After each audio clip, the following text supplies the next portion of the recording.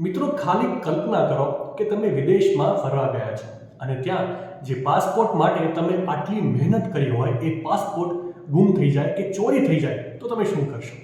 શિયાળામાં પરસેવો વળી જાય એવી બાબત છે ને. ન કરે નારાયણ, તમારી સાથે જો આવું થાય છે તો તમારે સૌથી પહેલાં જ્યાં તમે ફરવા ગયા હો ત્યાં નજીકના પોલીસ સ્ટેશનમાં પાસપોર્ટ ખોવાયાની ફરિયાદ નોંધાવવી જોઈએ.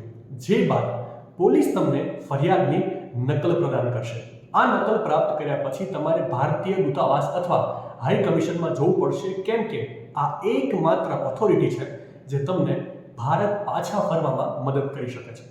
જો તમારે ઝડપથી ઘરે પાછા ફરવાની જરૂર હોય ત્યારે દૂતાવાસ ઇમરજન્સી સર્ટિફિકેટ આપી શકે છે. આ એક વખતનો ટ્રાવેલ ડોક્યુમેન્ટ છે જે તમને ભારત પાછા ફરવાની મંજૂરી આપે છે. અને જો તમે વિદેશમાં મુસાફરી ચાલુ રાખવા માંગો છો તો દૂતાવાસ તમને નવો કામચલાઉ પાસપોર્ટ પણ આપી શકે છે. ઇમરજન્સી સર્ટિફિકેટ અને કામચલાઉ પાસપોર્ટ તમને ઘરે પાછા ફરવા માટે સત્તાવાર રીતે મંજૂરી આપે છે.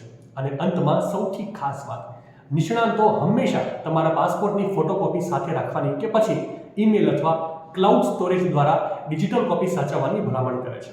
માહિતી સારી લાગી હોય તો રીલને વધારે શેર કરજો અને આવી જ અવનવી માહિતી માટે સંદેશ ડિજિટલ સાથે જોડાયેલા રહેજો.